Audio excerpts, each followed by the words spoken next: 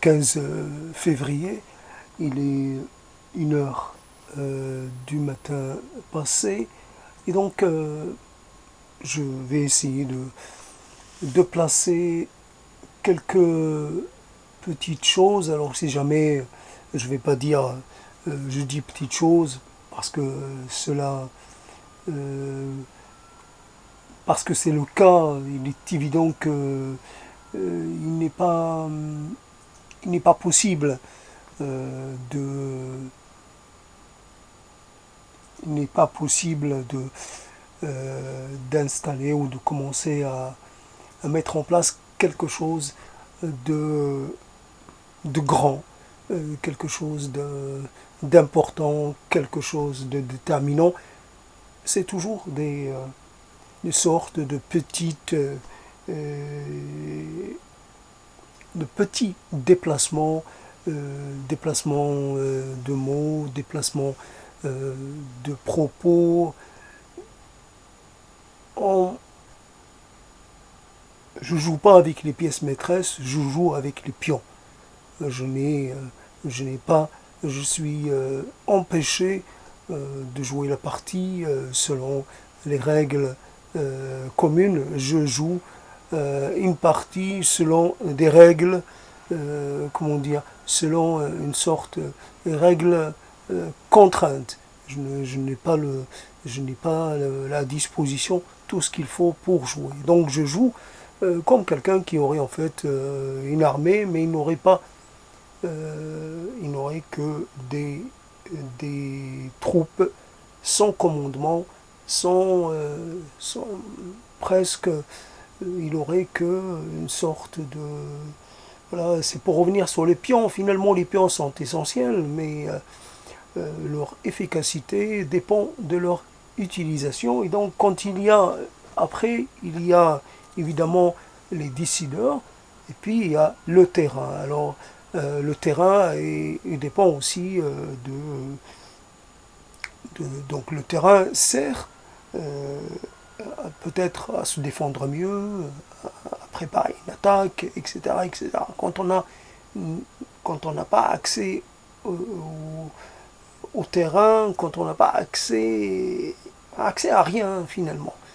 Soit on est un pion, on n'est pas plus que cela, et on est partie prenante dans une partie dont on n'a aucune idée. C'est comme ça que on peut voir les choses. Euh, et ça m'est venu là, donc, parce que je viens de lire un article dans lequel des gens critiquent quelqu'un qui a critiqué quelque chose. Et donc, ces gens n'ont que la critique euh, comme pouvoir. Ils peuvent critiquer, mais en attendant, la personne qu'ils ont critiquée est-elle en capacité de prendre des décisions, bien sûr, souvent en leur nom. Donc il y a la grande partie de ce qu'on appelle peuple, et puis il y a les dirigeants, et même si les dirigeants changent, même s'ils finalement ils se font remplacer, il y a toujours des dirigeants. Alors on peut aller du côté, aller dans le côté des philosophies qui seraient contre le fait d'accepter d'être dirigé par une élite, par une classe, on appelle la classe dirigeante, et d'une certaine façon qui monopolise la prise de décision, qui devient une sorte qui s'émancipe euh, dans ce processus de prise de décision. Elle devient totalement libre, n'ayant de compte à rendre à personne. Voilà. Donc, je voulais en fait parler de choses, avant d'aller plus loin, je voulais parler d'une chose qui était intéressante. Alors souvent on parle du rêve, le rêve, on essaie de l'approcher par des tas de procédés techniques, etc. On essaie de voir si l'on peut déchiffrer l'intensité des rêves et les moments de de leur production, etc., etc. On essaie d'aller ouais, suivre un peu la capacité, le paysage onirique, mais aussi, pourquoi pas, le paysage conscient de cette chose appelée cerveau. Alors le cerveau, comment on pourrait, au moment où je parle, j'ai envie de présenter la chose comme ça, pris sur le vif. Alors, je ne fais, pour l'instant, je ne suis pas du tout préoccupé par la qualité de ce que je pourrais dire. Ça ne m'intéresse pas du tout. C'est juste le processus d'émergence, de mise en quelque part. Qu'est-ce qui prépare à cette production de mots, de concepts, surtout à l'articulation qu'il y a entre les mots et, et à cette d'ailleurs le choix au niveau de la sélection qu'on fait pour on pourrait parler de façon totalement désordonnée. Or on choisit d'ordonner le déferlement des mots, leur enchaînement. On sélectionne, je ne sais pas comment ça se passe, on sélectionne des mots plutôt que d'autres. Alors on fait, et puis quelquefois là aussi autre chose, on a accès à un champ sémantique, mais qui n'est pas la totalité de champs sémantiques que l'on a en réserve. On a accès, quelquefois, on a accès à certains mots, à certains, mais pas à la totalité des mots. Il arrive qu'il nous manque un mot et qu'on n'ait pas la possibilité de s'en saisir, de le faire émerger. On ne peut pas, on n'y arrive pas. Donc il y a le présent, il y a le potentiel, il y a le sûr, mais à un certain moment, ça devient inaccessible. On sait qu'on a cette chose-là, mais elle devient impossible à atteindre. Donc, observer l'activité cérébrale telle qu'elle se matérialise, telle qu'elle s'enchaîne, telle qu'elle s'enclenche, telle qu'elle se maintienne aussi, parce qu'elle se maintient.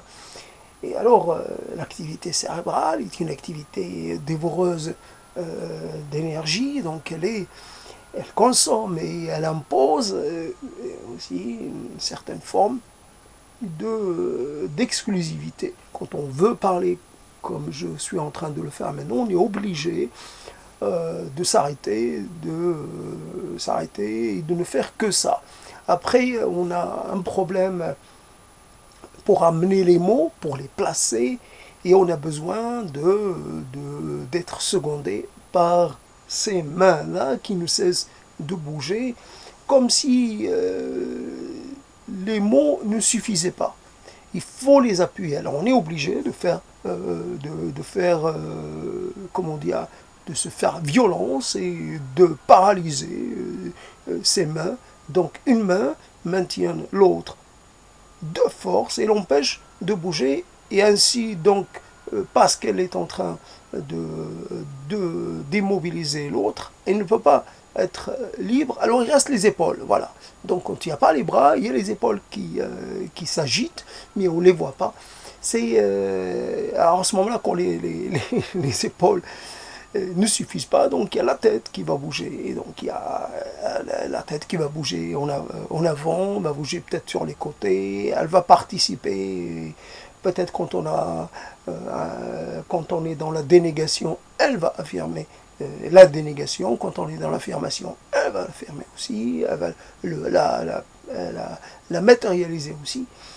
Alors voilà, donc cette activité cérébrale est assez finalement, elle nous laisse un peu dans une certaine forme de perplexité. Qu'est-ce qui se passe?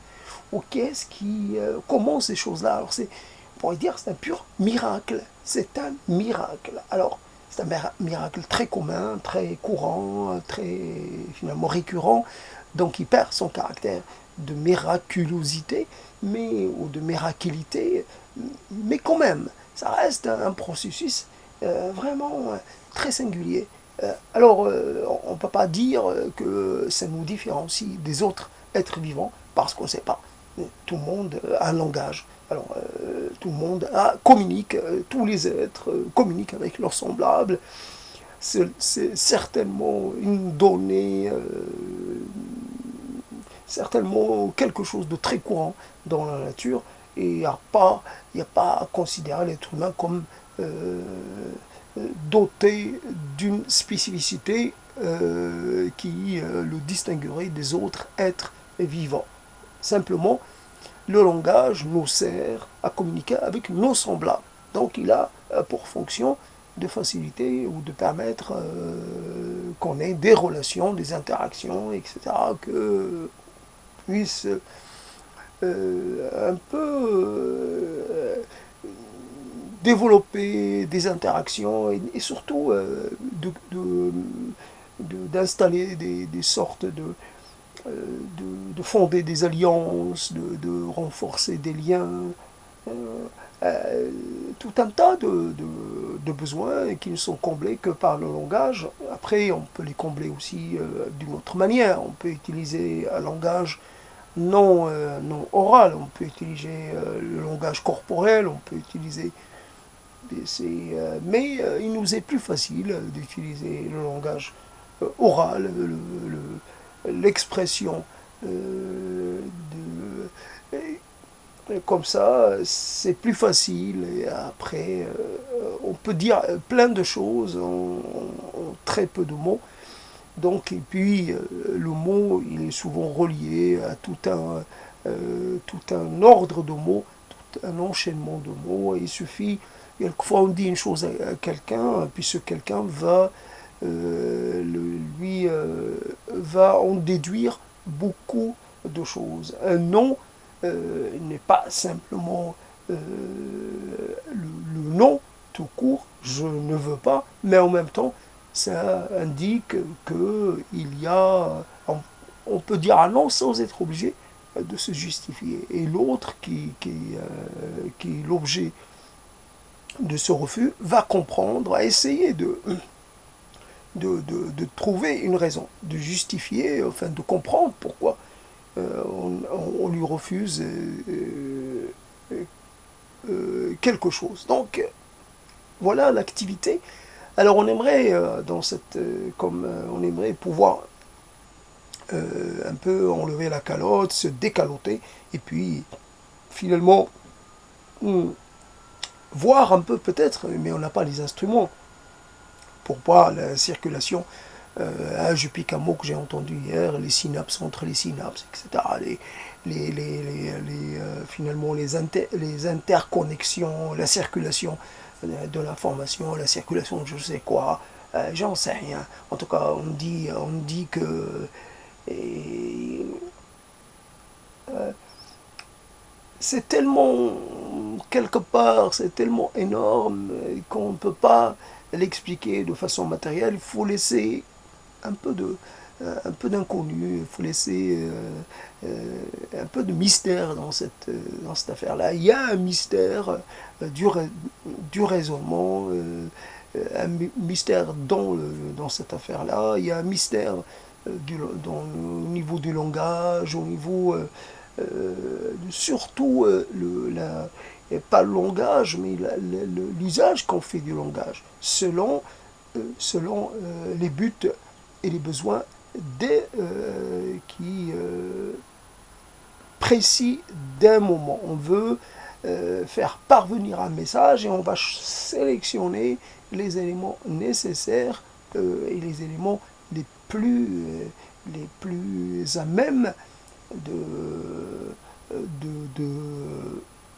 de permettre à ce message d'être délivré, d'être finalement compris comme il se doit, voilà. Alors, je ne sais pas si je vais y arriver. Ça, c'est pas du tout évident.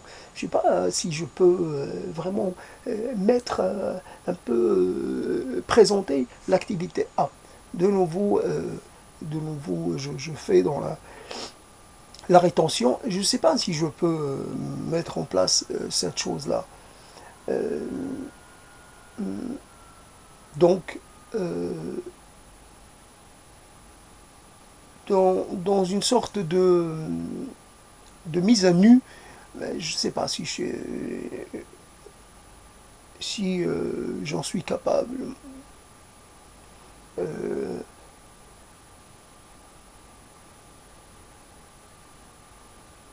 le cerveau humain est une chose qui, là aussi, moi j'ai connu le cerveau des bovins, plutôt des ovins même, plutôt.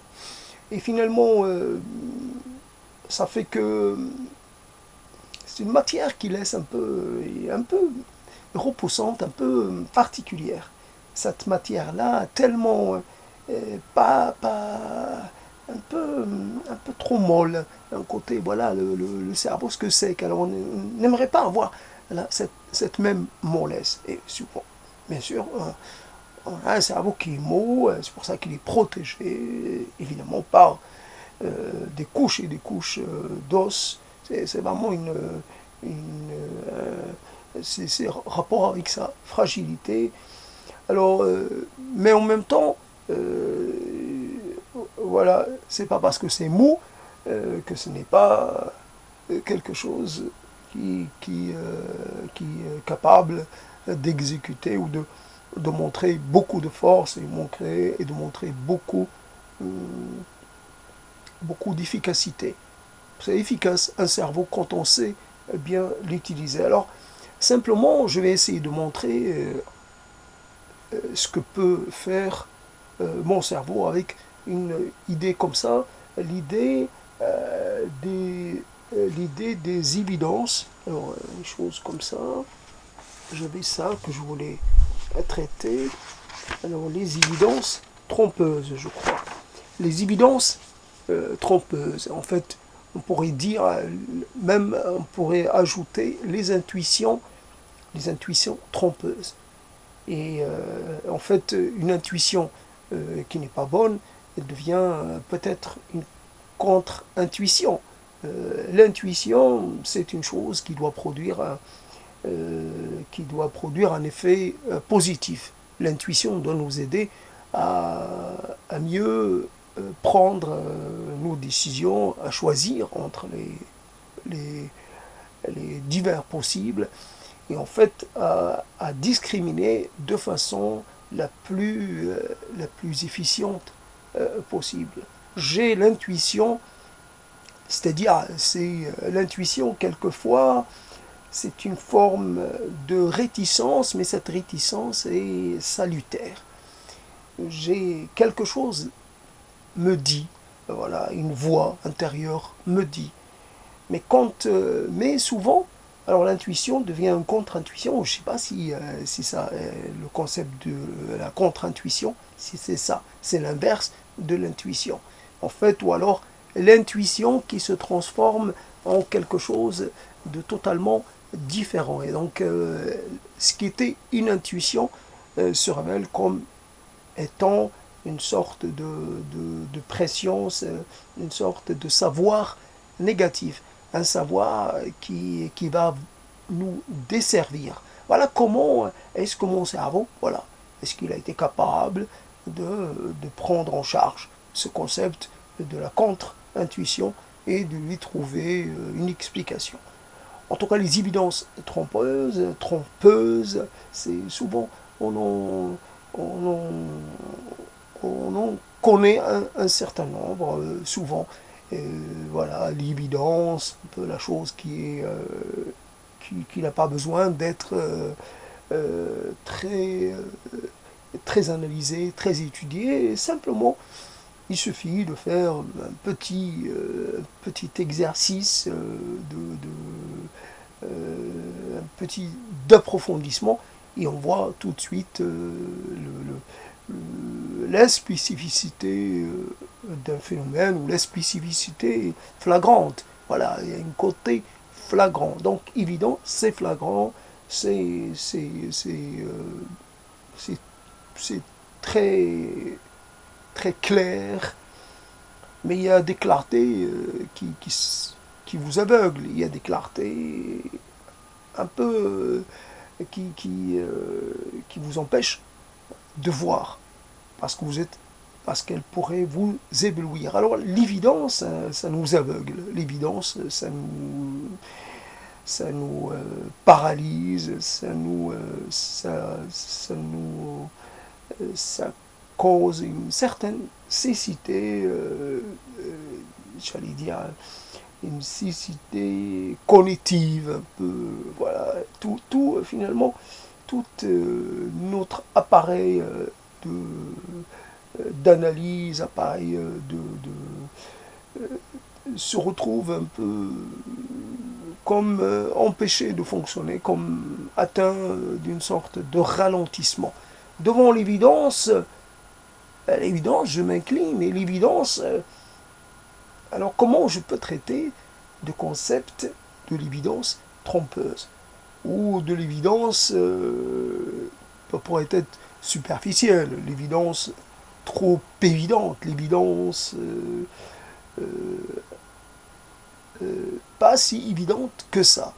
Comment trompeuse, la fausse évidence, l'évidence euh,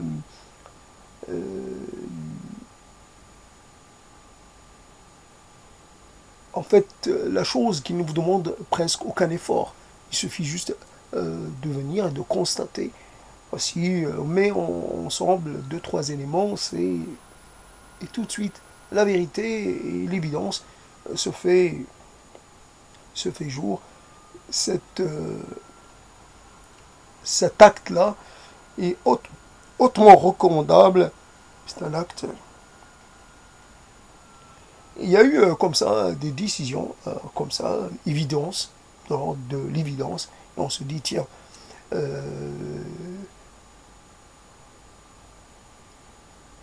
alors évidemment, l'histoire ne retient quelque part que les succès. Elle ne retient pas trop les échecs. Alors, si on prend l'invincible Armada, et on est obligé que ces gens-là ont procédé avec un certain nombre d'évidences, ont eu recours à ce système de l'évidence évidente, et ils se sont fait avoir. Ils ont été défaits avant même d'arriver sur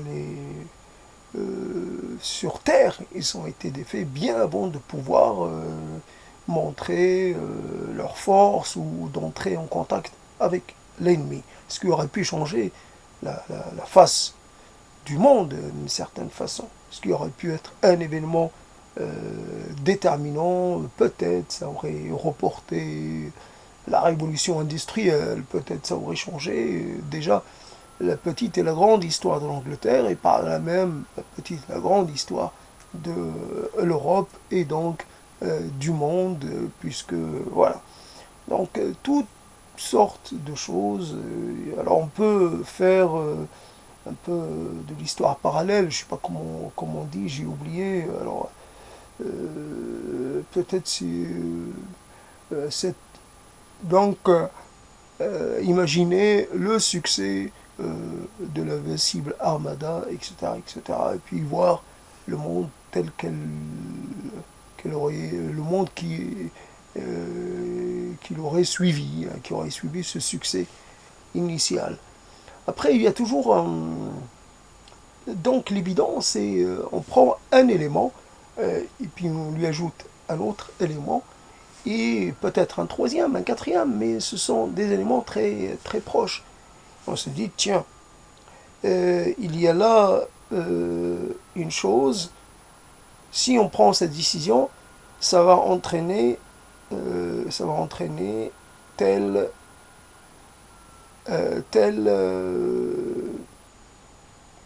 tel changement. Et ce changement, on n'y est pas très favorable. Donc, on annule tout. On refuse vraiment même d'envisager même de suivre une piste, d'envisager quelque chose. On refuse la totalité, j'allais dire, du deal, enfin de l'opération. Alors qu'on pourrait très bien dire, on fait un essai, on va voir ce que l'essai va donner. L'essai va sûrement, c'est mieux. Est-ce qu'on a, par exemple, souvent, est-ce qu'on a d'autres possibilités? Est-ce qu'on a des alternatives? Est-ce qu'on a les moyens de faire autrement? Puisque là, il s'agit d'une chose qui ne risque de ne pas se reproduire. Tant qu'à faire, il vaut mieux avoir quelque chose, même incomplète, même pas très satisfaisante, plutôt que rien. Et c'est dans la demande un peu idéale, c'est dans la formulation d'une sorte de désir, on va dire légitimement, mais non, et on n'est pas toujours légitime dans les désirs que l'on présente aux autres et finalement dans la mise en place de nos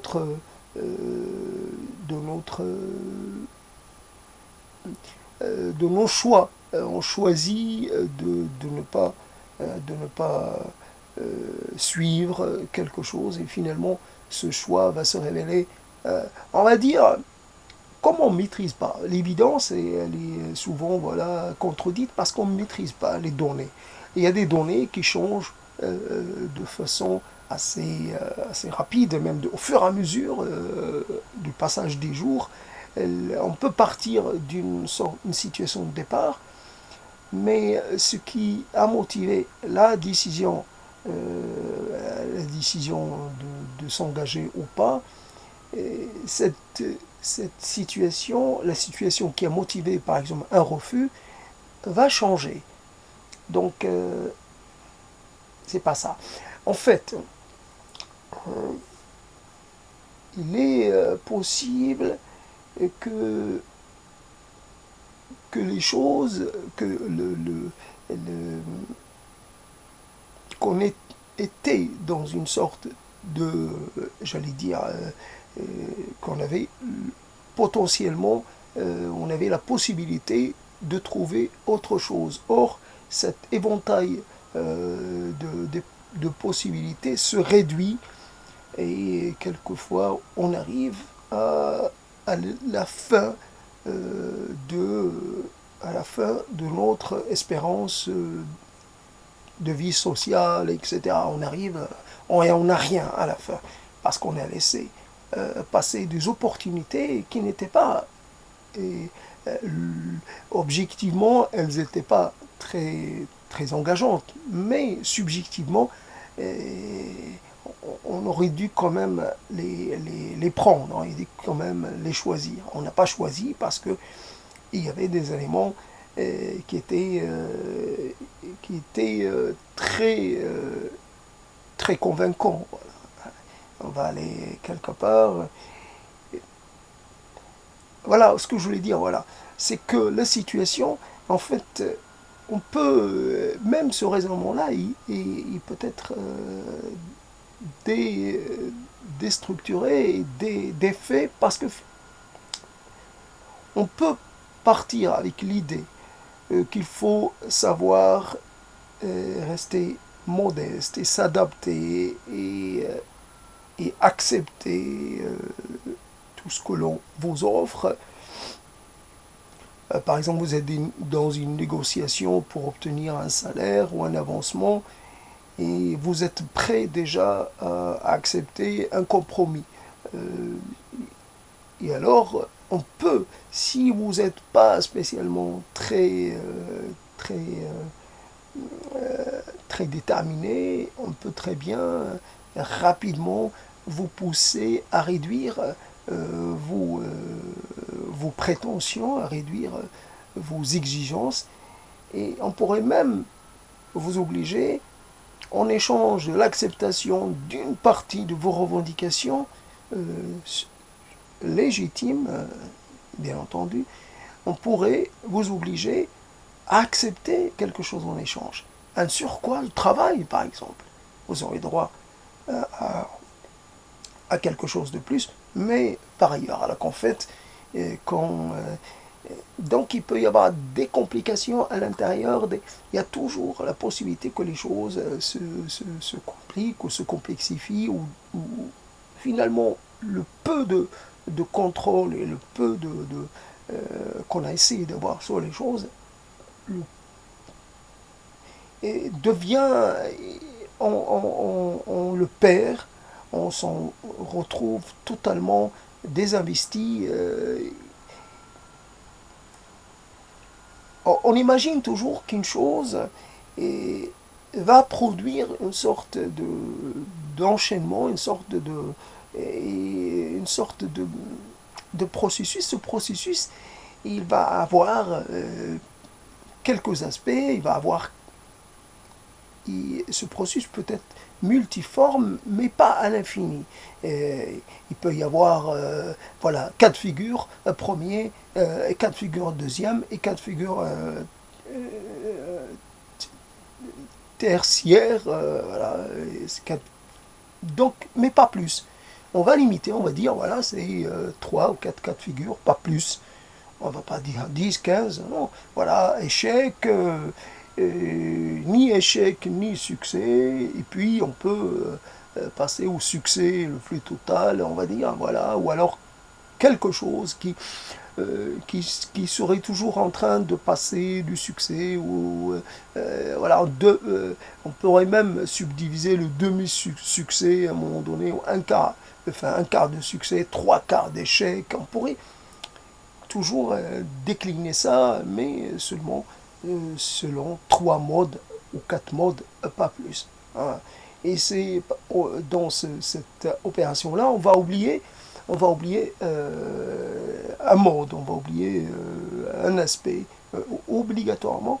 Et donc là, je sais pas, j'ai un petit souci avec ce concept des évidences trompeuses. Alors là, en fait, la conviction, les évidences, c'est la conviction aussi. On est convaincu d'une chose, et puis on se rend compte que notre degré de conviction n'était pas était trop élevé, surfait, voilà. Et la lucidité, voilà, parce que il n'y a pas un concept qui puisse finalement être opérant tout seul. Il faut toujours l'accompagner avec d'autres concepts. Et le concept de la lucidité finalement est très important. La lucidité dépend toujours d'un certain nombre de conditions, mais ces conditions peuvent changer. Et donc la lucidité enfin, le degré de lucidité peut se retrouver, enfin le type de lucidité peut se retrouver mis en échec. Et à ce moment-là, il faut passer d'une lucidité à une autre. La lucidité n'est pas quelque chose de permanent. Voilà, donc il y a une impermanence dans ces affaires-là. Ce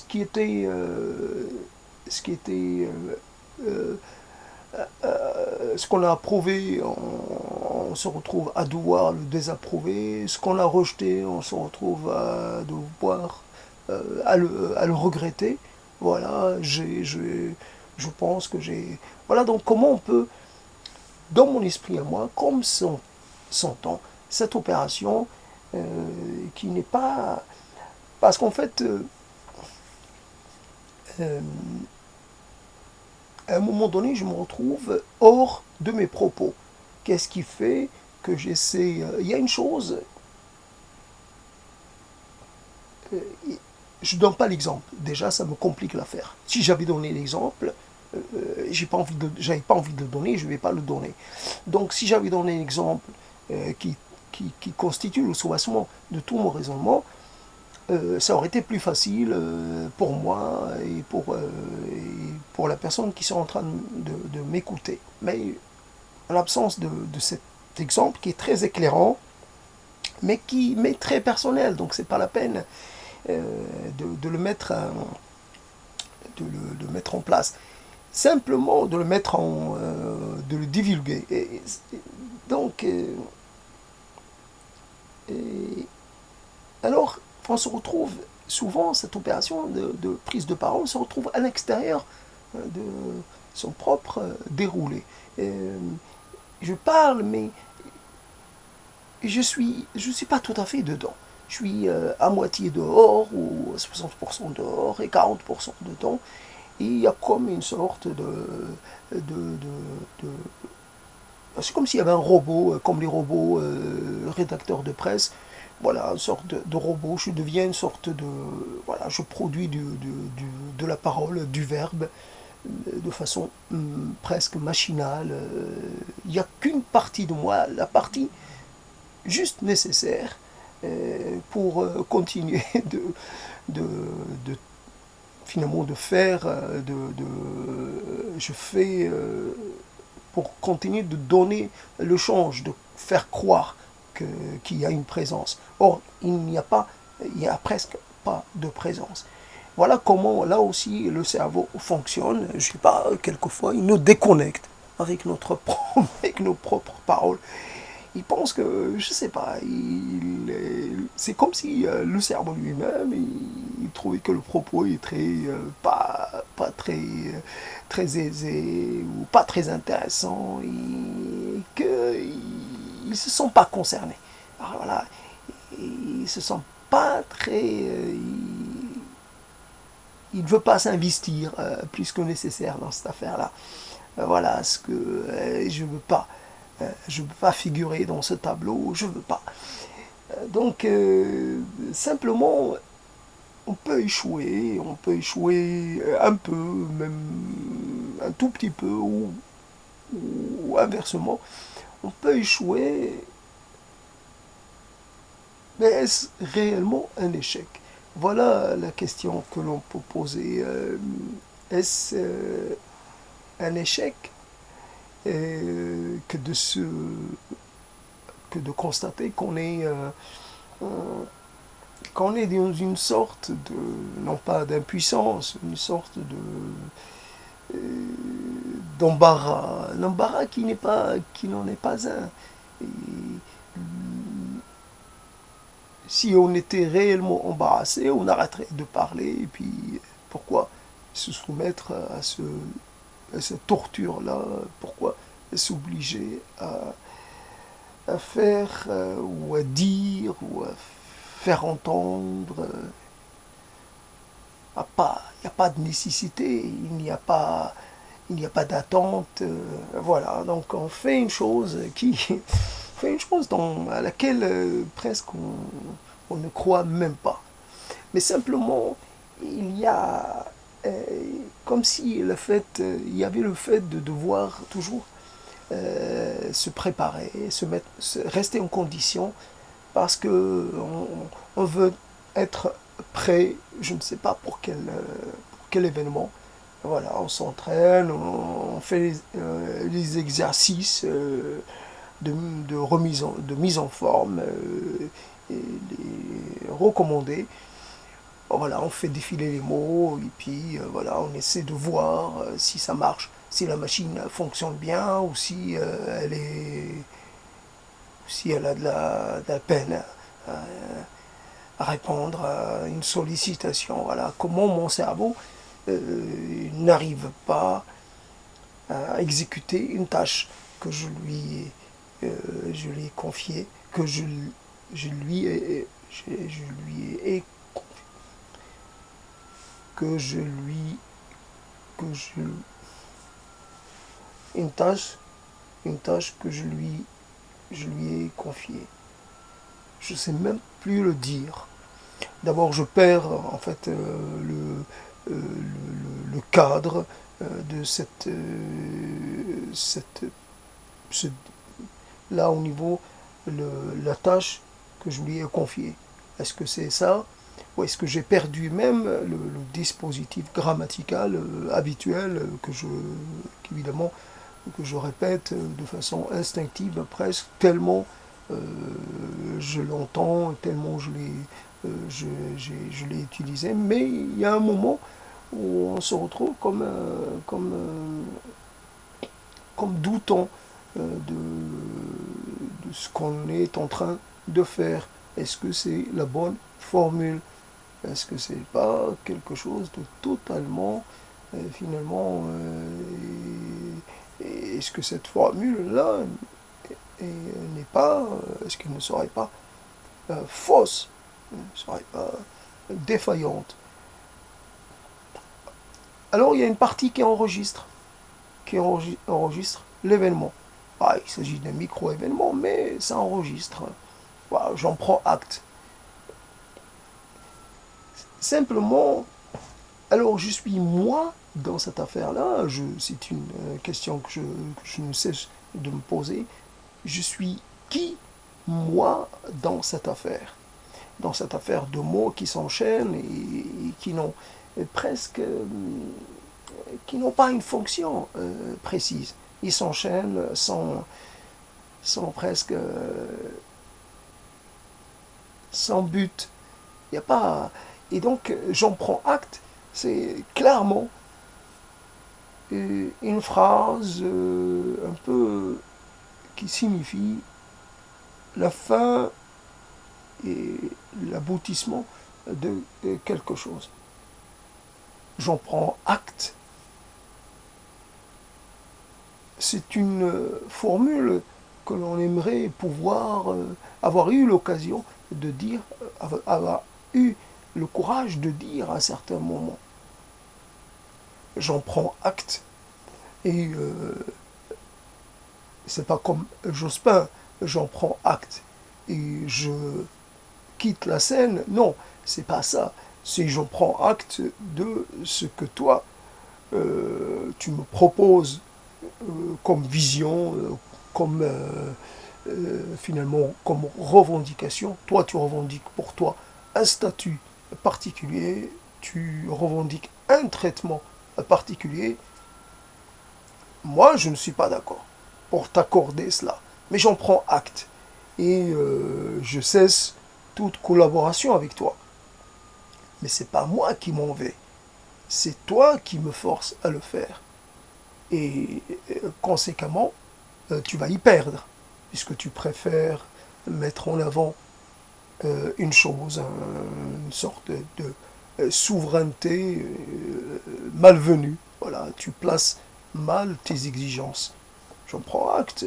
Et moi, je suis libre de finalement de quitter. Toi, tu insistes pour obtenir un privilège, mais moi, je cesse toute collaboration avec toi, puisque ce privilège, pour moi, tu n'y as pas droit, mais je refuse, parce que toi, tu mets en danger, tu mets en échec toute la relation en voulant t'octroyer un statut ou une spécificité, même si cette spécificité ne devait concerner qu'un aspect de la relation. Mais voilà, j'en prends acte. Et je vais finalement, je vais agir en conséquence. Et je vais agir en conséquence. Mais là, je ne dis pas ce que je vais faire. Ça s'entend que je me sépare de la personne. J'en prends acte. J'ai été défait dans une bataille politique. J'en prends acte. Voilà, j'en prends acte. Après, je dis, j'ai plus rien à dire. Tout ce que j'ai à dire, je le réserve à mes intimes ou je le réserve finalement à d'autres moments. J'en dirai plus tard. De toutes les façons, quand on est défait, on n'a pas, on n'a rien à, et quand on est dans une position comme ça, on n'est pas obligé de commenter. Non, il est trop tôt pour commenter, il est trop tôt pour donner mon point de vue. Faites comme vous voulez. Mais moi, souverainement, je décide de ne pas commenter, de ne pas dire ce que j'en pense. Je me préserve pour l'avenir. Et finalement, j'en prends acte. Je préserve un peu ma capacité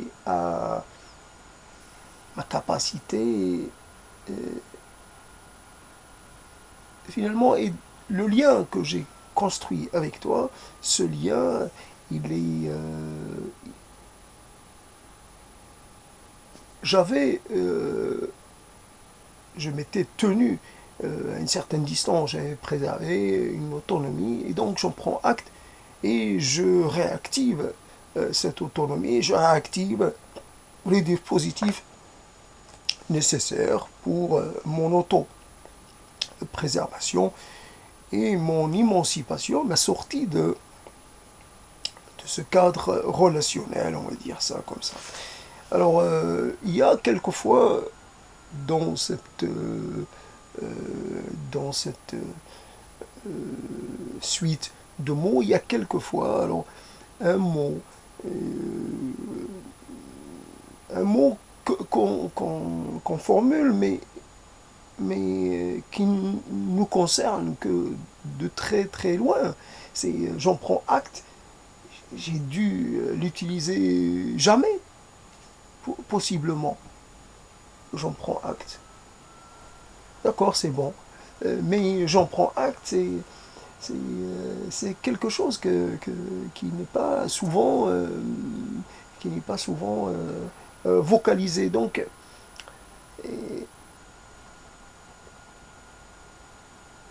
et quelquefois, la réponse, elle n'a pas besoin d'être dite en mots, c'est uniquement une sorte de recul, prise de distance, le corps qui parle. Quelquefois, oui, quelquefois le silence est très parlant et très indiquant, et il transmet quand même un message. Alors voilà, donc, alors l'activité cérébrale, elle est là, et elle n'est pas spécialement des plus performantes. Mais c'est aussi dans ce côté un peu médium. Là aussi, elle est comme si on était dans un environnement très calme, dans lequel il ne se passe rien. C'est toujours un peu le même environnement et pourrait être tenté de désirer des bouleversements, là, des choses un peu extrêmes. Pourtant, ce qui est important, c'est plutôt le côté un peu tempéré. Voilà. Ce qui compte, c'est que les choses ne soient ni dans un extrême ni dans un autre, et que voilà, l'ennui et la régularité, peut-être la monotonie, ce ne sont pas là des choses, comment dire, indignes d'être désirées, d'être préservées. Il faut savoir préserver donc quelque chose qui est tout à fait. Alors, j'avais un jour, il y a eu un couple qui est passé par la Syrie, donc c'est vrai que la Syrie, bon, il y avait un côté pas très beau, les villes, les immeubles, un côté un peu pas éclatant, un côté pas sale, mais un côté, je sais pas, ça brillait pas, c'est et un urbanisme un peu, pas anarchique, mais rien d'extraordinaire. C'est de, suite de bâtiments comme ça, sans, sans caractère propre, sans... Et voilà, c'était pas très, très intéressant. Alors, d'accord, et c'est vrai, mais des gens vivaient dans ce cadre, des gens faisaient leur vie au milieu de cette presque cette euh,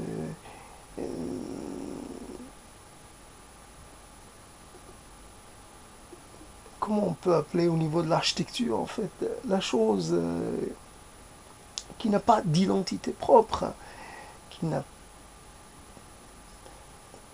pas d'essayance, qui est tout à fait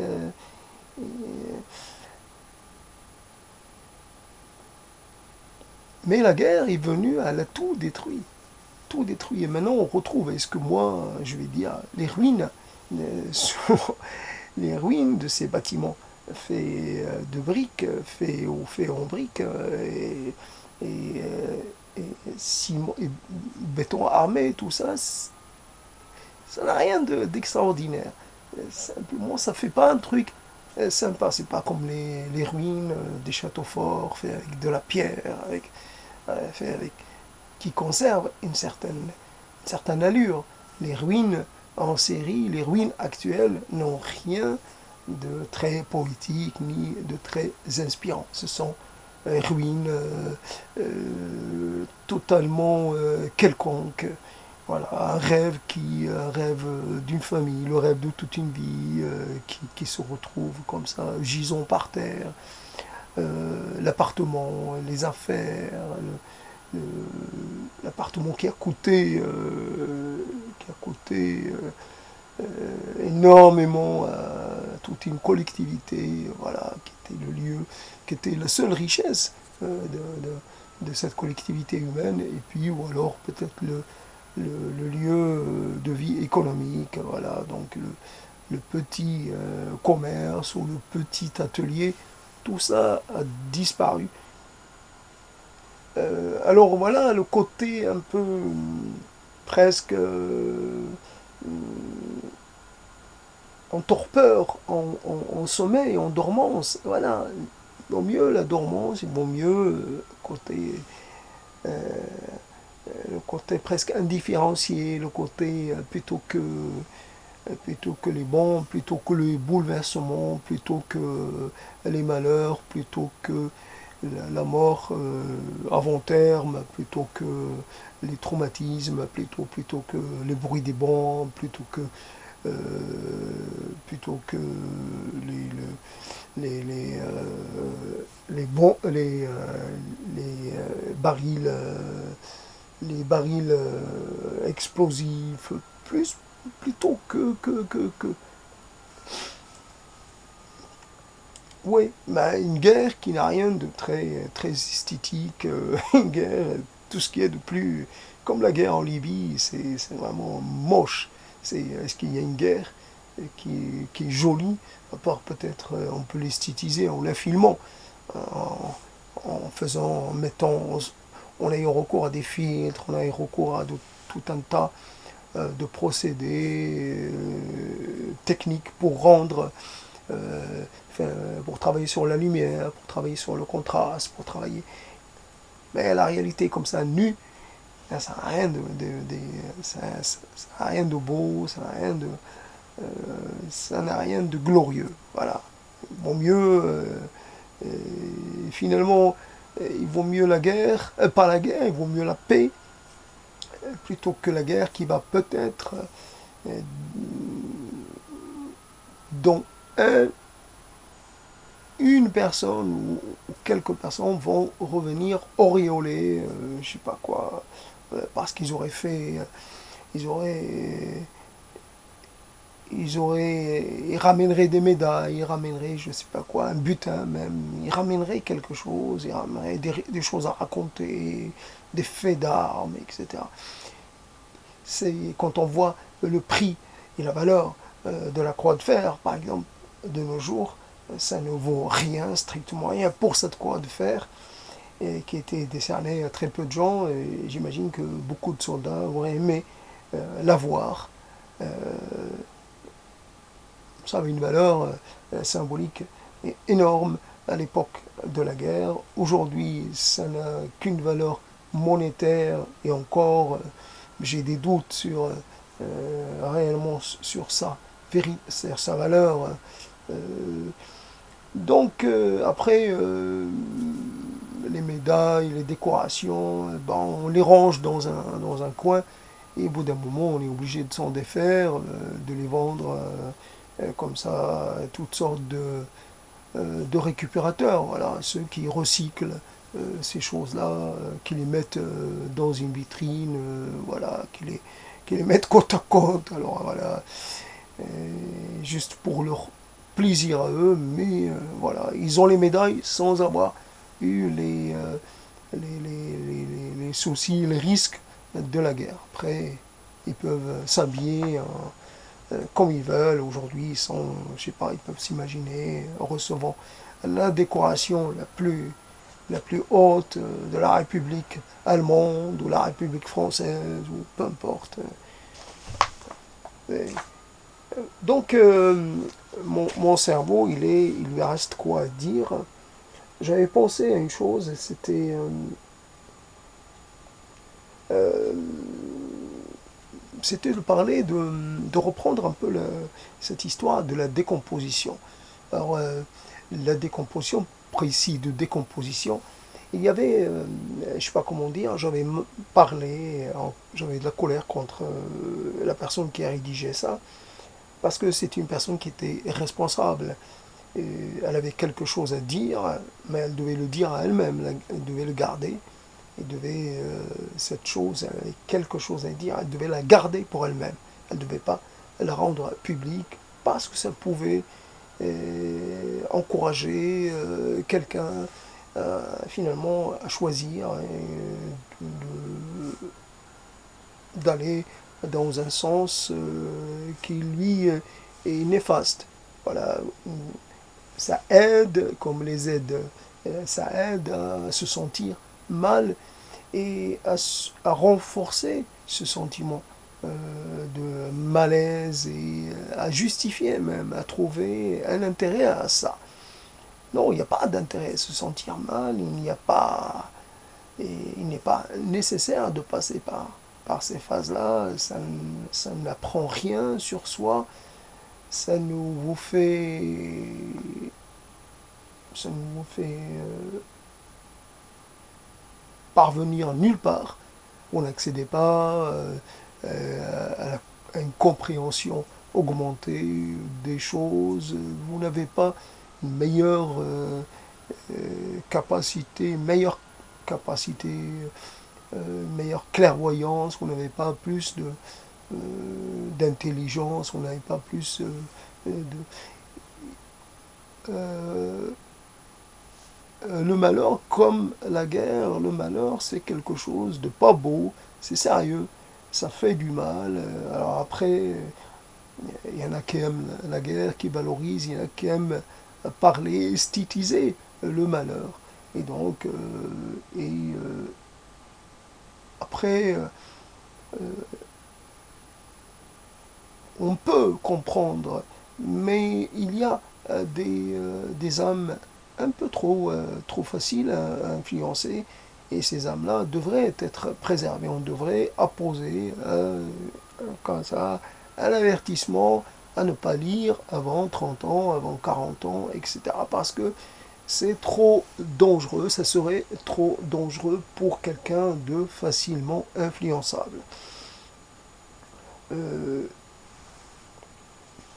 Personne ne fait attention à moi. Je peux le dire, je peux le penser à un moment donné, mais je sais pas comment dire, je ne vaux rien, personne ne m'aime, tas de choses comme ça. Facile, et quand on est âgé, adulte, on sait que ce n'est pas vrai. On sait que les choses ne sont jamais aussi simple. Peut-être que personne ne m'aime, mais que peut-être aussi moi je n'aime personne. Donc c'est une opération nulle. Dans laquelle il n'y a ni perdant ni gagnant. Donc voilà, somme nulle, voilà, ça s'annule.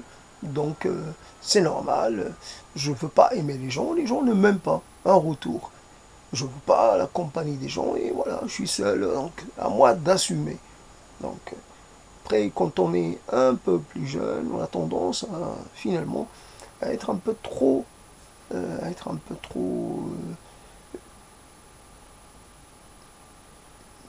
vindicatif, un peu, on s'emporte facilement, on fait des procès aux autres, etc., etc. Donc le principe de décomposition, alors je ne sais pas à quel moment son rédacteur l'a écrit, à quel moment, à quel âge, mais moi à 60 ans, je peux dire que la décomposition, bien sûr, j'ai appris la mort de quelqu'un qui avait 57 ans, plus jeune que moi, qui est mort des suites d'une maladie évidemment mortelle, maladie dangereuse. Et après, il est 57 ans, il avait l'aspect quand même d'être plus âgé, la barbe plus blanche encore que la mienne. C'est vraiment quelqu'un qui a vieilli avant son âge. Euh, et après 60 ans, la décomposition, lui, il a connu la décomposition. Et il a connu les désordres, pas dire la décomposition, mais les désordres internes, et son organisme dysfonctionnait. Alors la décomposition, évidemment, c'est au niveau métaphorique, au niveau rhétorique, hein, décomposition. La décomposition, on fait de la décomposition des aliments en permanence. C'est un processus métabolique indispensable. C'est la vraie décomposition. Après, on est touché par le phénomène de l'usure, d'entropie, etc. Mais ça, c'est une chose qui est tout à fait normale, admise, et on n'a pas de problème avec ça. Après, la décomposition, on peut l'installer comme une sorte d'état, comment dire, dont on va se servir. J'en sais rien, j'ai besoin de provoquer un sentiment particulier. Alors, comme si je suis en train de peindre et j'ai envie de mettre en place un paysage d'une certaine facture. Alors, je vais utiliser des pigments, utiliser des couleurs qui vont m'aider à vraiment à représenter la chose à laquelle je pense. Et vraiment, alors les couleurs lumineuses, les couleurs, etc. Je sais, je choisis parmi. Alors je vais peut-être prendre les couleurs un peu plus, un peu moins, qui attrapent moins la lumière, quoique le noir est plutôt reflète, enfin re, renvoie à la lumière. Donc, je sais pas, on peut trouver des noirs très lumineux. Mais, donc c'est un dispositif assez simpliste, assez schématique. En tout cas, donc, la décomposition, on ne sait pas finalement la psyché humaine, on ne sait pas le psychisme humain, plutôt on ne sait pas comment le caractériser. Et il y a des phases comme ça, en fait, une simple petite atteinte à l'ego va faire l'effet d'une bombe, voilà, au lieu de faire l'effet d'une petite bombinette, ça va faire l'effet d'une bombe à hydrogène, une bombe, c'est suramplifié. Pourtant, ce n'est un petit coup presque insensible, comme ces choses qui vous arrivent quand vous êtes au milieu des gens et que quelqu'un vous touche. Et quelquefois, souvent, la personne n'a pas fait exprès, mais souvent, vous avez l'impression d'avoir été vraiment d'avoir été touché d'une façon très particulière, très très profonde. Et quelquefois on a aimé pas mal, mais, mais la conscience d'avoir été touché va persister longtemps. Ce n'est pas, c'est juste un autre corps qui m'a touché. Après, il m'a touché, mais souvent, comme ça arrive souvent, il ne m'a pas demandé pardon. Donc, je suis resté avec finalement cette atteinte portée à mon intégrité. Voilà. Donc, c'est quelque chose de particulier. Mais ça, il n'y a pas d'âge pour éprouver ce type de réaction. Par contre, il peut se produire des choses. Alors, on sait faire la différence entre dimensionner ou redimensionner les différents événements. Alors, il y a un événement qu'on va considérer comme un micro-événement. On sait on connaît même finalement le type de réaction qu'un tel ou un autre un événement va produire. Finalement, on va dire la première, comme pour un séisme, on va dire la première réplique, deuxième réplique, etc. On va constater, on va devenir une sorte d'observateur de ce phénomène. J'observe comment je réagis. Il est possible, par exemple, dans un contexte que je commence à bafouiller, dans un autre que je commence à rougir, mais je sais que cela ne va pas durer, et qu'après tout, je n'ai pas honte non plus. C'est une réaction qui m'a échappé, mais je n'ai pas honte de bafouiller. Pourquoi je vais avoir honte en plus d'avoir un peu manqué je sais pas moi, d'assurance. Je sais pas, il se produit des choses dans mon corps que je ne peux maîtriser. Mais je ne vais pas après me dévaloriser, me prendre à moi-même pour me... Non, je prends ça et je laisse passer, je laisse finalement la chose s'en aller, s'effacer, disparaître de ma vie. Cela ne va laisser aucune trace dans ma conscience, dans ma mémoire. Voilà. Alors, quand on est très jeune, alors l'effet est quelque chose, un refus peut être le signal d'une catastrophe, voilà, une catastrophe personnelle dont les dimensions sont impossibles à estimer, voilà, dont les dégâts sont impossibles à circonscrire. Voilà, des dégâts à chaque fois que je serai par exemple dans le même dispositif d'interaction sociale, ben, je vais me souvenir de ce qui m'est passé et ça va m'impacter, ça va influer sur mes réactions. Donc je deviens prisonnier de cet événement et je perds pour le restant de mes jours, je perds ma capacité à réagir, ma capacité à être sûr de moi. Ça y est, je suis comme déstabilisé pour l'éternité. Et ce n'est pas normal, ce n'est pas acceptable. Voilà donc la décomposition, voilà donc oui, on peut se sentir en train de se décomposer. Pourquoi? Parce que ce qui se décompose, c'est peut-être tout simplement ce qu'on a. Quelquefois, il y a toutes sortes de décompositions. Quand vous avez une chose et quand vous le devez, au bout d'un moment, la regarder, voilà, vous n'avez pas le même regard, vous n'avez plus le même regard sur elle, vous la trouvez défraîchie, vous la trouvez pas très, pas très attirante, voilà, la chose sur laquelle j'ai veillé pendant un siècle, voilà, ça a l'air. Voilà, ça n'a rien d'extraordinaire.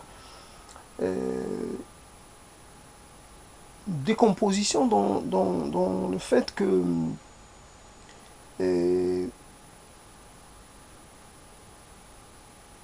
je sais pas si c'est de la décomposition, en fait de la perte de substance, dans le fait l'amenuisement, en fait, voilà, comme pour ces phénomènes biologiques, etc., auxquels on est confronté, et, un système de, de reproduction cellulaire, etc., qui fait qu'à un moment, j'ai oublié les noms, mais au bout d'un moment, la reproduction va plus se passer de façon optimale. Il va y avoir des sortes de ratés.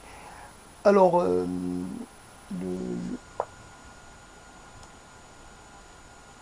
en fait, on manque ce dont on pourrait manquer, c'est comme ce que je suis en train de faire maintenant, c'est d'opportunités ou de moments pour faire circuler.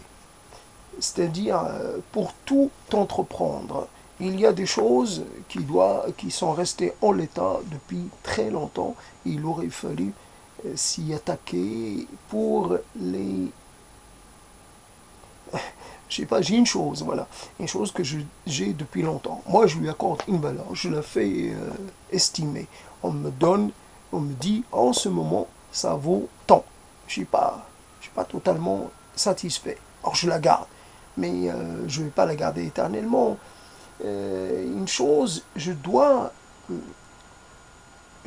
à chaque fois être au courant de sa valeur. Il y a une chose à laquelle je m'accroche, et cette chose-là devrait pas, je devrais plus la considérer avec la même intensité, avec le même type de relation.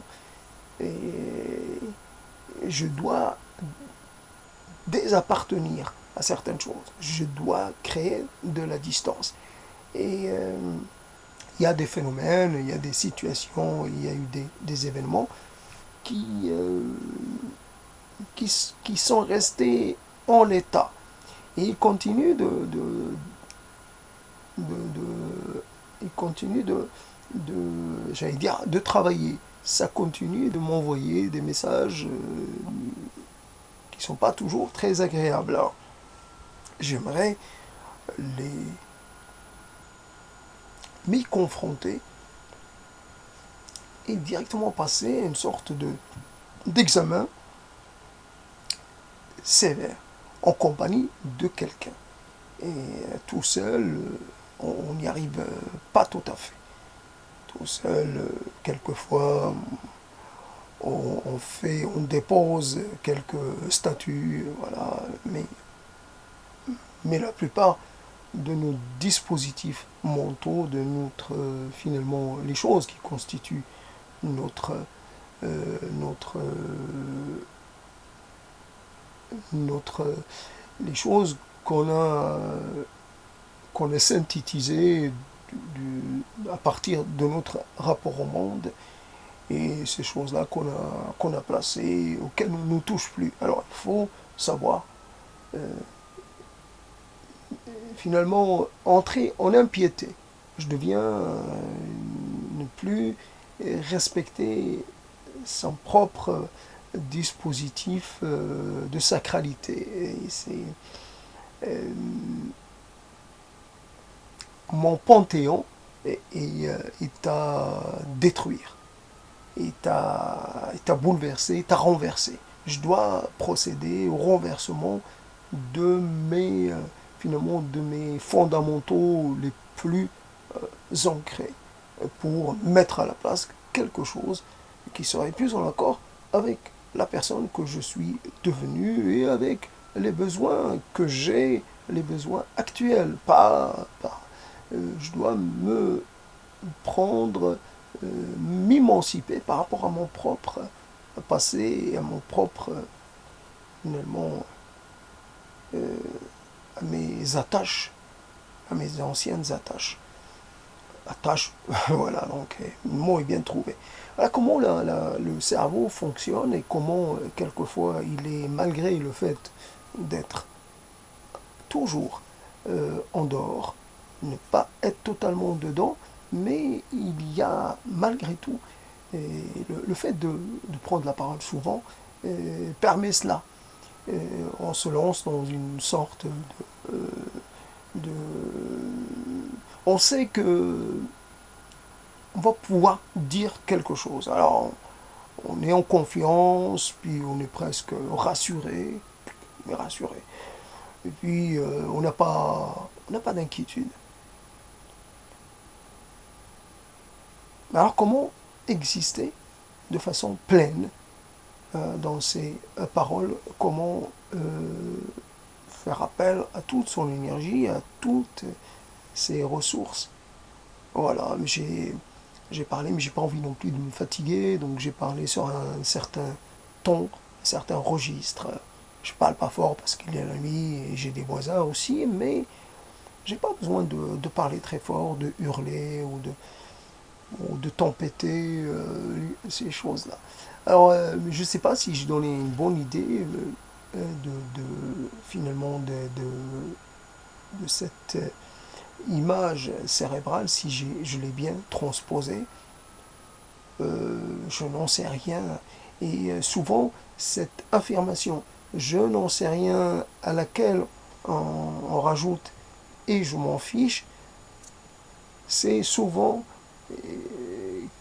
une chose qui n'est pas nécessaire en cet instant, mais souvent en rapport avec d'anciennes situations. On continue de régler des comptes longtemps, très longtemps après. On continue d'affirmer une autonomie et une opposition. Et je ne sais pas, les personnes concernées ne sont plus là. Alors pourquoi on continue de dire ça ne me concerne pas et je m'en fiche, ça ne me fait rien et je m'en fiche? C'est tout ce à quoi j'ai pu aboutir. Cette la quête, la totalité des phénomènes, je ne sais pas, existants, l'envie de tout comprendre, de tout percevoir. Et en fait, je suis arrivé juste à ça, à ce niveau-là. Et je ne m'en préoccupe pas. Je ne m'en préoccupe pas. Et je m'en fiche. Je m'en fiche. Je n'accorde pas d'importance. Souvent, on dit je m'en fiche, mais en fait, je m'en fiche pas totalement. Après, on peut toujours apporter une petite précision. En fait, on s'en fiche jamais, on se fiche jamais complètement d'une chose. On peut accepter de se réintéresser, mais sans beaucoup s'engager dedans. C'est vrai qu'un simple commentaire, vu que les commentaires sont bras nombreux, vraiment très très rares, un simple commentaire sur une vidéo peut m'affecter. Donc voilà, je dis donc je m'en fiche. Je dis ça comme ça. Voilà, on s'adresse à des interlocuteurs invisibles dans cette opération. Alors ce mot magique est un peu toujours select, celui de temporalité. Et il y a un mélange de temporalité, il y a un mélange passé, présent et pourquoi pas les temps à venir. Il y a des mélanges, des télescopages entre plusieurs moments, ce qui fait que l'autre personne qui pourrait être écoutée pourrait ne pas comprendre pourquoi il y a une insistance très forte sur une chose, et puis pourquoi on affirme une chose alors que ce n'était pas nécessaire, on l'affirme, on la réaffirme, voilà, parce qu'il y a un besoin personnel à ça. Mais après, les autres sont... Alors on pourrait dire que les malentendus ou les conflits pas réglés, pas terminés, ça reste ouvert. Voilà, les contentieux pas réglés, ça reste toujours actif. Voilà, on a des contentieux avec toutes sortes de gens, en plus des contentieux qu'on a avec soi-même et qu'on essaie là, on a la capacité un peu de pouvoir les approcher, tandis que les contentieux avec les gens, et avec le temps qui passe, il devient carrément impossible impossible à finalement essayer de réduire, ça va rester ouvert. Il y a même des envies de revanche, voire de vengeance, voire de meurtre, envie d'assassiner quelqu'un. Il y a peu de gens qui ont envie d'assassiner réellement, c'est juste des assassinats symboliques. Il y a des mises à mort que l'on voudrait, auxquelles on voudrait procéder. Alors, on pourrait se mettre à exécuter quelqu'un, on pourrait prendre un mannequin et lui donner, je sais pas, lui mettre un masque qui aurait le visage de la personne honnie, et puis on procéderait à une exécution. On pourrait même faire ça dans un cadre performatif, on pourrait même faire de ça une sorte d'acte de création, réaction, peu importe. Euh, c'est nécessaire de mettre des gens à mort, c'est nécessaire de tuer, toujours symboliquement, parce que cela n'a pas de conséquences. Au contraire, ça libère, tandis que l'acte de tuer physique et concret, lui, ça vous lie à quelqu'un de façon définitive. Tandis que quand vous tuez symboliquement, vous êtes dans une sorte de libération. Comme quand on fait un exorcisme, en fait, on sort le diable, on essaie d'expulser l'esprit malin. On ne voudrait pas, donc, je me rappelle, on racontait, ça n'existe pas les expériences de, comment on appelle ça déjà, dans l'église catholique, j'ai oublié le terme. En tout cas, dans ces opérations-là, les gens qui procédaient à cette extraction, j'ai oublié le terme, ils complétaient le phénomène, enfin le processus, ou le procédé, ils mettaient ces esprits dans le feu, ils les tuaient.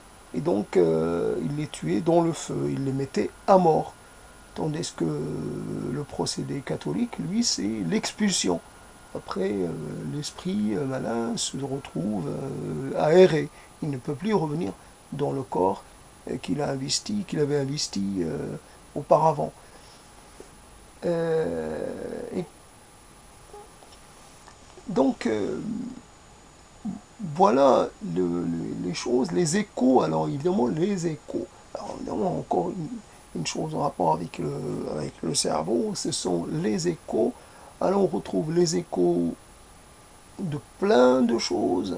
Les échos, on les retrouve dans les mots de l'instant, alors qu'on n'y était pas préparé. Ça arrive comme ça.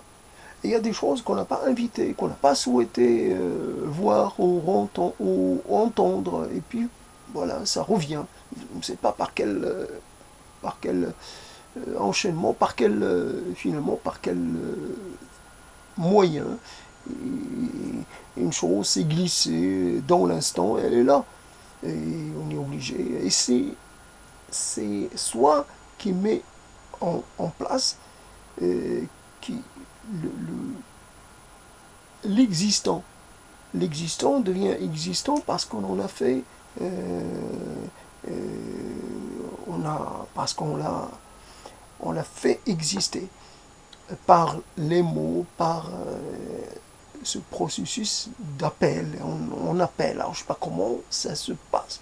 Alors, est-ce qu'il y a, comme pour ces choses-là, je ne sais pas, quand on fait appel à quelque chose et à côté ça se ferme pour permettre que l'avancée d'un processus mémoriel, etc. Et puis une fois que l'apport mémoriel acheminé acheminé au bon endroit, de nouveau ça se ferme pour laisser passer, pour laisser euh, se dérouler, enfin se propager une nouvelle résurgence, une nouvelle, je ne sais pas comment on peut appeler ça. En tout cas, comme il y a une chose qui se ferme et une autre qui s'ouvre, mais quelle est la logique, quelle est la chose qui domine, enfin qui est qui est à la manœuvre? Sûrement pas moi. Alors comme je peux être étranger à ma propre parole, absent plutôt, je suis absent là aussi dans cet exercice. Et c'est pas, je suis pas habité par un esprit, c'est juste que c'est comme ça que ça se passe. Et je suis moi, j'ai toujours le sentiment d'être moi, parce que évidemment j'en fais l'expérience très régulièrement, mais à côté quand je parle, ben il y a des choses qui ne sont pas moi, qui sont moi bien entendu, mais qui ne sont pas tout à fait moi, pas moi de cet instant, pas moi d'il y a quelque temps, c'est moi d'il y a très longtemps, aussi, c'est moi dans une configuration tout à fait inhabituelle, presque quelquefois je pourrais être assez, comment dire, rester un peu euh, pas dans l'expectative, mais rester un peu comme, comme frappé pas de stupeur, c'est pas à ce niveau-là quand même, mais tu vas arriver où? Quel est ton but en fait? Toi qui as pris la parole, toi qui décide, mais qu'est-ce que tu recherches? Quel est ton message réel? Quel est ton objectif final? Voilà, donc je peux me poser la question où je veux en venir. Je, et je ne peux pas y répondre, puisque ça ne dépend pas de moi, ça dépend d'autre chose. Alors évidemment, les mains sont devenues libres et ils agissent comme comme des diables, ils sont emportés dans une sorte de vivacité, d'activité, suractivité, en sur-régime. Dieu, ce qu'on manque de... Voilà. Alors j'ai parlé pendant je ne sais pas combien de temps, donc il faut que je regarde l'heure. Donc ça, je vais arriver à 1h30, ça sera suffisant. Voilà, j'ai mélangé des choses pour essayer de composer quelque chose qui dans la durée. Après, pour une fois, j'ai pas à juger. J'ai pas à juger, juste c'était transposé comme ça, sans, sans finalement, sans souci du qualitatif, sans souci d'une cohérence poussée ou d'une sorte de, de bienfaisance. Cherche pas à bien faire. Et même si cela m'est un petit peu impossible, ben j'essaie juste de faire un peu de présenter les choses comme quelqu'un qui branche une caméra et qui laisse les spectateurs regarder et juger par eux-mêmes. Il ne dit rien, il est en silence, il s'écarte, il devient spectateur à lui aussi. Et moi, souvent, je suis spectateur de mes propres scènes, de mes propres euh, évocations, mes propres énonciations. Ouais, je peux commenter, je peux, je peux penser quelque chose, mais c'est tout ce que je peux faire. Je ne peux pas intervenir sur ce que je vois. je ne peux que finalement rester à ma place. Voilà, donc j'arrive à 1h30, c'est bon, je vais arrêter très bientôt. Simplement, voilà, le temps passe.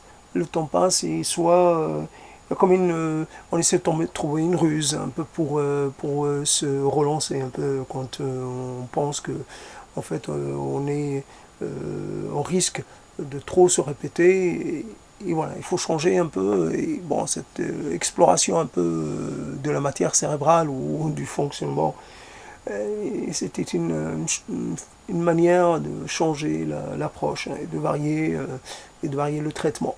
C'est fini.